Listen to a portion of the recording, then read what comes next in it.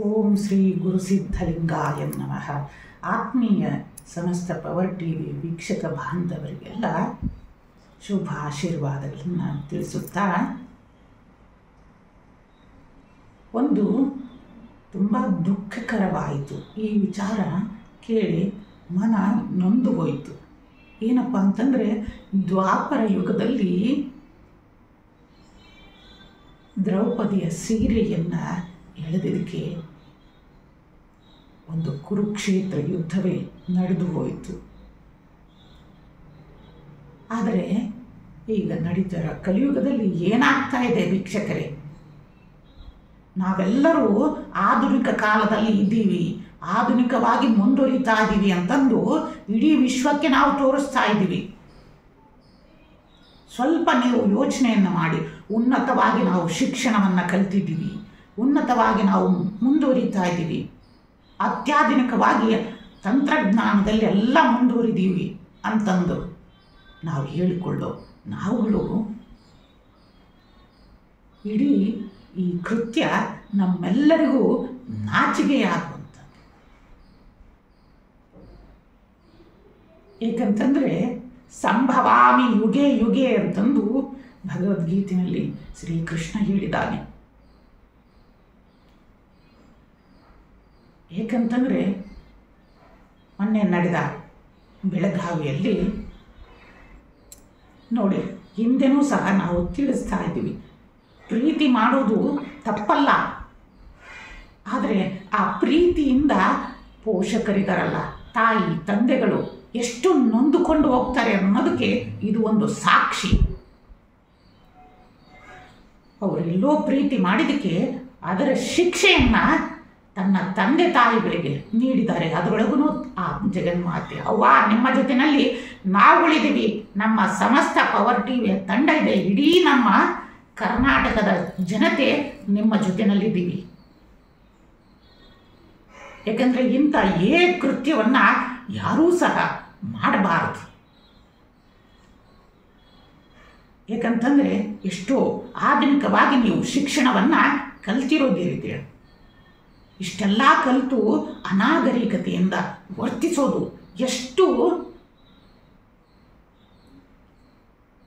ಸುಲಭ ನೀವು.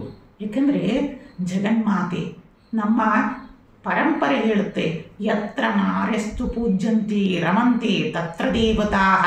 ಎಲ್ಲಿ ಶಕ್ತಿ ಮಾತೆ ಅಂದರೆ ಸ್ತ್ರೀಯನ್ನು ಪೂಜೆಯನ್ನು ಮಾಡ್ತೀವಿ, ಅಲ್ಲಿ ಸಕಲ ದೇವತೆಗಳು ನೆಲೆಸಿರ್ತಾರೆ ಅಂತಂದು ನಮ್ಮ ಶಾಸ್ತ್ರಗಳೆಲ್ಲ ಹೇಳ್ತವೆ.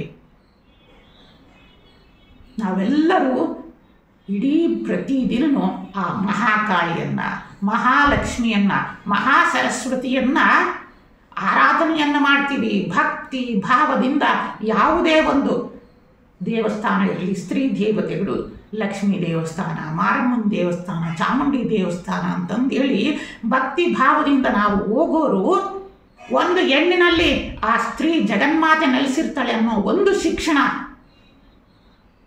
ಒಂದು ಅರಿವು ಸಹ ನಮ್ಮಲ್ಲಿಲ್ವಾ? ಹೇಳಿ ವೀಕ್ಷಕರೇ, ಅಂತಹ ಶಿಕ್ಷಣ ನಮಗೆ ಬೇಕಾ?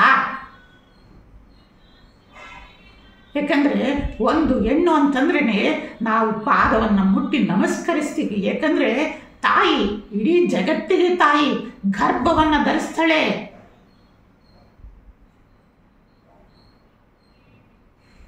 ಅಂತಹ ಸ್ತ್ರೀಗೆ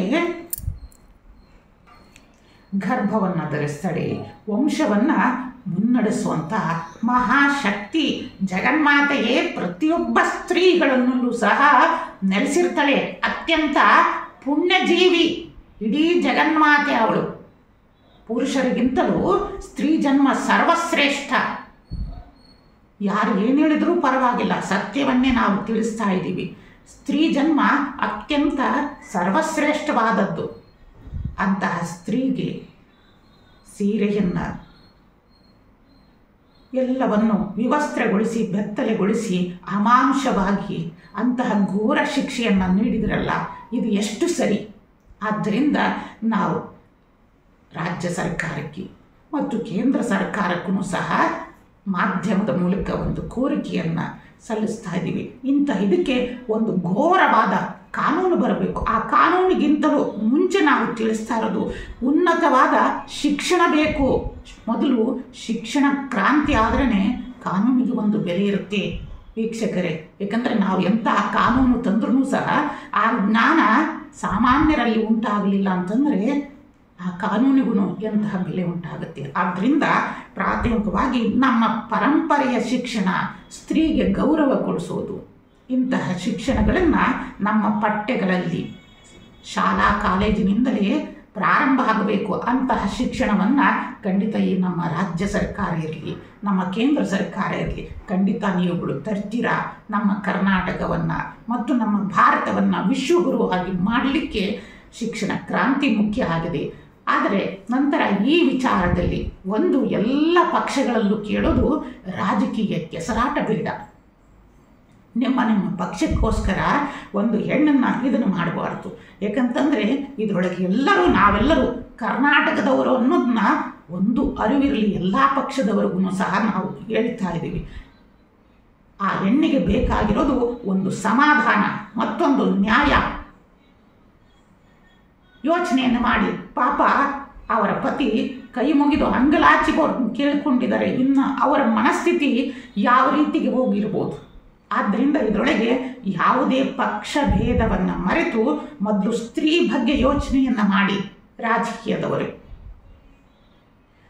ಆದ್ದರಿಂದ ಪ್ರತಿಯೊಬ್ಬ ರಾಜಕೀಯ ಶಿಕ್ಷಕರಿಗೆ ತಿಳಿಸೋದು, ನೀವೆಲ್ಲರೂ ಪಕ್ಷ ಭೇದವನ್ನು ಮರೆತು ಸ್ತ್ರೀಗಾದ ಅನ್ಯಾಯ ಇವತ್ತು ಬೆಳಗಾವಿನಲ್ಲಾಗಿದೆ, ನಂತರ ಬೇರೆ ಕಡೆ ನಡಿಬಾರ್ದು. ಅದಕ್ಕೋಸ್ಕರ ಒಂದು ದಕ್ಷವಾದ, ಒಂದು ಉತ್ತಮವಾದ ಕಾನೂನು ಬೇಕು ಸ್ತ್ರೀಯರ ರಕ್ಷಣೆಗೆ. ಆ ದಿನ ದ್ವಾಪರ ಯುಗದಲ್ಲಿ ಸೀರೆಯನ್ನು ಎಳೆದಕ್ಕೋಸ್ಕರನೇ ಒಂದು ಕುರುಕ್ಷೇತ್ರ ನಡೀತು, ಹೌದಲ್ಲವಾ? ಆದರೆ ಈ ತಾಯಿಗೆ ನ್ಯಾಯ ಆದಷ್ಟು ಬೇಗ ಸಿಗಬೇಕು. ಇಡೀ ಪ್ರತಿಯೊಬ್ಬ ಸ್ತ್ರೀಗೂ ಹೌದು, ನಮ್ಮ ರಾಜ್ಯ ಸರ್ಕಾರ, ಕೇಂದ್ರ ಸರ್ಕಾರಗಳು ಸ್ತ್ರೀಯ ಪರವಾಗಿ ನಿಂತಿರುತ್ತೆ ಅನ್ನೋದನ್ನ ನೀವುಗಳು ತೋರಿಸ್ಬೇಕು.